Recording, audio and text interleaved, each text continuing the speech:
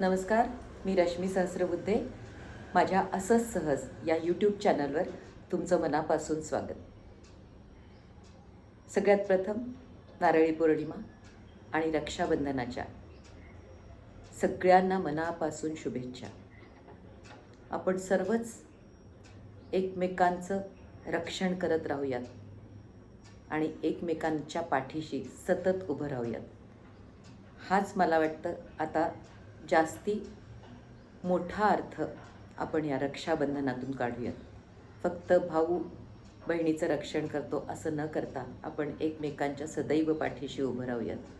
आणि जेव्हा आपल्याला कोणी म्हणतं, स्वामी समर्थ म्हणतात ना, भिऊ नकोस, मी तुझ्या पाठीशी आहे, तेव्हा आपल्याला आपलंच सगळं जे दुःख असतं किंवा आपल्यावर जे संकट आलेलं असतं ते सोसायला एक आधार मिळतो, मानसिक आधार मिळतो. तोच आधार आपण एकमेकांना द्यायचा प्रयत्न करूया. या रक्षाबंधनाला इतकं तर नक्कीच ठरवूयात. पुन्हा एकदा शुभेच्छा. आणि आज मी परत एकदा स्वतः नॉस्टॅल्जिक होणार आहे आणि त्यामुळे माझ्याच लहानपणची एक घडलेली गोष्ट तुम्हाला सांगणार आहे. माझं वय कदाचित असेल एक 8-9 वर्षांचं वय. आणि त्या दिवशी राखी पौर्णिमा होती, म्हणून आईने अनिल मामाला जेवायला बोलवलं होतं. आता आम्ही 5 बहिणीच, आम्हाला भाऊ नाही. आणि रक्षाबंधनाचं त्याच्यामुळे आमच्याकडे काही असं हे नव्हतं की कोणाला राखी बांधायची वगैरे. पण त्यावेळेस अनायसे माझा मामा तिथे होता आणि त्यामुळे आईने त्याला जेवायला बोलवलं होतं. जेवायला तो आला. आईने ते ओवाळणीचं सगळं तबक तयार केलेलं होतं. छान निरांजन, सुपारी, अंगठी, अक्षत, हळदी कुंकू आणि छान पाट मांडला, त्याच्याभोवती रांगोळी काढली. आणि मामा आला, त्याच्यावर पाटावर बसला आणि आईने त्याला ओवाळून राखी बांधली. मी बाजूलाच उभे होते. मगाशी सांगितल्याप्रमाणे एक 8-9 वर्षांचं वय असेल. कुतूहल होतं, छान वाटत होतं. आणि मी अगदी बालसुलभ विचारांनी म्हटलं की मी कोणाला राखी बांधू. त्यावर पटकन मामा म्हणाला, अगं मलाच बांध ना, ये. आणि त्या भरात मी काय केलं, मी परत ते तबक हातात घेतलं ओवाळणीचं.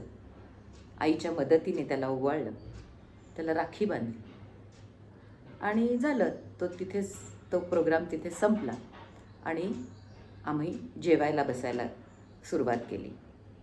छान साग्रसंगीत स्वयंपाक तर आईने केलेलाच होता. म्हणजे सणाचा स्वयंपाक असतो तो सगळाच होता. आणि टेबलावर आम्ही एकत्र सगळे जेवायला बसणार होतो. सगळं वाढून झालं. शेवटचा म्हणजे नंतर वरण भात वाढून झाला. मग सगळेजणं जेवायला सुरुवात केली. सगळ्यांनी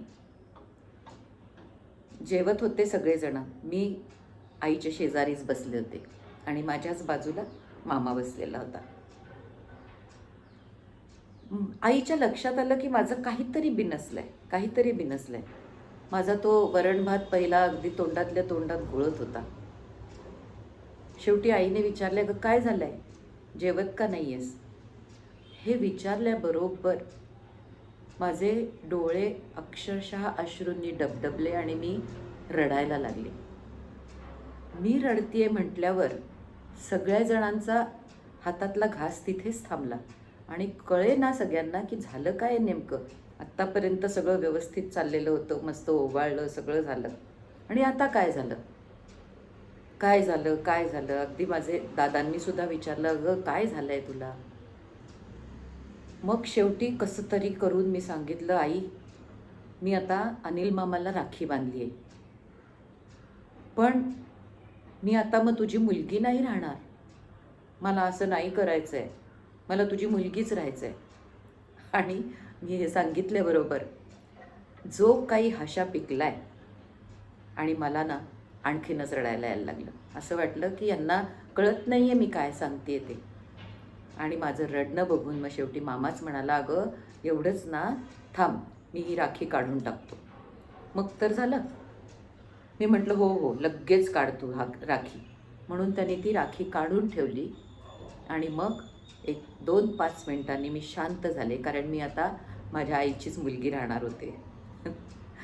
तर अशी सगळी ती माझ्या बालपणीतली कथा, निरागसता म्हणूयात आपण. आणि आता तो प्रसंग आठवला की असं वाटतं काय आहे, काय विचार करत होतो आपण. पण आला माझ्या डोक्यात विचार आणि असं वाटलं की ह्याला राखी बांधली म्हणजे हा मामा माझा भाऊ होणार, तर मग आई माझी कोण? त्याच्यामुळे हे सगळं डोक्यात आलं आणि तो प्रसंग कितीतरी दिवस आमच्याकडे चर्चेत होता. आणि अजूनही रक्षाबंधन किंवा राखी पौर्णिमा आली की हमखास हा प्रसंग आठवतो आणि आम्ही त्याचा मनमुराद आनंद घेतो. मला वाटतं तुम्हालाही ही माझी बालपणची आठवण आवडली असेल. लाईक करा, शेअर करा, इतर ग्रुप्सवर पाठवा आणि पुन्हा एकदा रक्षाबंधनाच्या, नारळी पौर्णिमेच्या अनेक अनेक शुभेच्छा. असाच एकमेकांना आधार देत राहू, एकमेकांची रक्षा करत राहू. धन्यवाद.